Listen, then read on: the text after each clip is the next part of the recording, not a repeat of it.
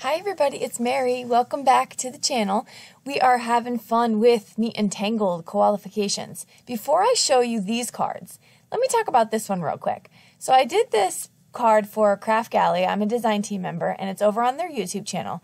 And I was rewatching it and used an excessive amount of the word here.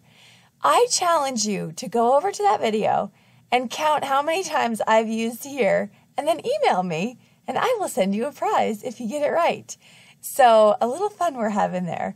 Okay, so right here I am using, as I said, Neat and Tangled and some Inkadinkado masking paper.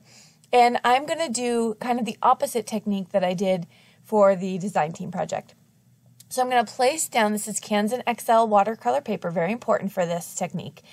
Not the masking, but what I'm going to be using for the coloring.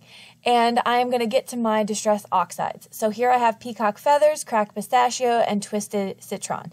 Really love this combination, and I'm trying to go for more of a masculine or neutral palette as opposed to the other card that I did in pink and purple. And so I'm getting those down, I'm blending them out really nicely, and I notice when I pull up my mask, up the upper left-hand corner is not perfect.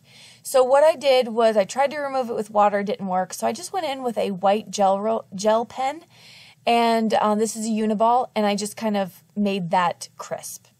Then I took to the other card here, and I'm just, not with the ink pads, just taking the ink blending tools, and I'm going around it, and I'm just going to get a soft Twisted Citron with a little bit of that Cracked Pistachio mixed in. And so that's all I'm going to do for that piece of it. Alright, so I have my masking done for the square. Now I'm going to get to stamping out my cutie patootie koala. Oh my goodness, he's just adorbs. So I'm going to take out the positive of the mask, negative of the mask, I don't know, whatever it is. And I'm going to place it around so I can mask out and have him only stamp within this window.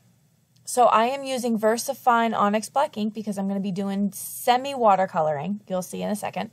And then I'm going to stamp him out also on some extra Kansan XL watercolor paper. And I don't care if I get everything on that one, I just want the banner. Okay, so now I'm stamping in my sentiments, and I'm going to do that with, again, VersaFine Onyx Black ink, and I'm going to put that aside to dry because I want to get out my Inktense. Love these pencils. These are watercolor pencils, and what I've done here is I've swatched them out, and then I laminated my sheet. A little bit much? Probably. But it helps me because now I can see exactly what colors I'm working with. Why did I laminate it? I'm trying to think of why I laminated it. I think it was because I didn't want anything to get messed up. Like I didn't want the color to fade or whatever. Because it's going to fade locked inside a tin. Okay, so here I am showing you first you have to use a very light hand. You don't want to make very harsh lines with this. Because it'll show. So I've taken my water brush here. I love how thin this water brush is. Of course, I'll link all this stuff below. But you get 4 to a pack here. And this is real time. This is the real deal. Okay? I wish that I could color as fast as when I speed it up. But this is actual real time because I wanted to show you what I was doing. I'm pulling out from the parts where I actually drew the lines. And then I'm getting it, now I'm speeding it up. And then I'm getting it all over. But you don't want to lose that shading. So you want to kind of concentrate where you drew with the pencil. Because that's going to be where the darkest piece is. This is nothing difficult. It just takes practice. And it takes playtime. That's really what we should start calling this. Not practice. It's playtime because it's super fun. So then I'm going to my banner here and I'm going to show you, I listed out the 3 colors I used. I believe this is the teal green.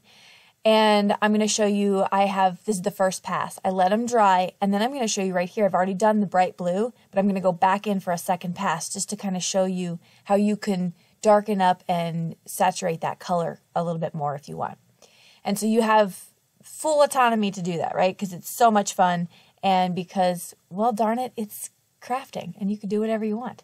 So there we go. I've darkened that up. Now, I'm going back because I am going to do some double masking here because the backgrounds were super plain.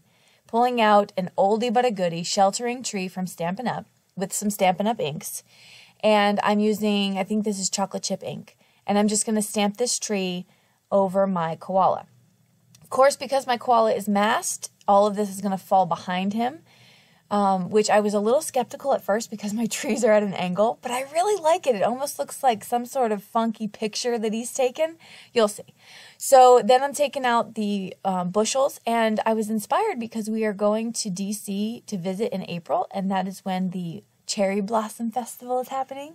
So I am super excited, and I was ultra inspired by that for that.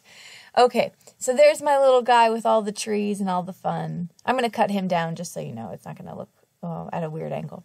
And then here's the second one I did, which I kept to summer trees, and we have some green trees in the background. I did add a little bit of purple to the pink trees later on, just to add a little fun. So I'm cutting out my banners from the other Canson XL watercolor sheet. And make sure you cut out the hands if you're going to do this technique. And then I am going to use my Memento black marker to outline that, just so that it's perfectly crisp. I'm going to cut down both panels, one with a rectangle stitch die from Lawn Fawn and one with a wonky squares die that I have in my stash.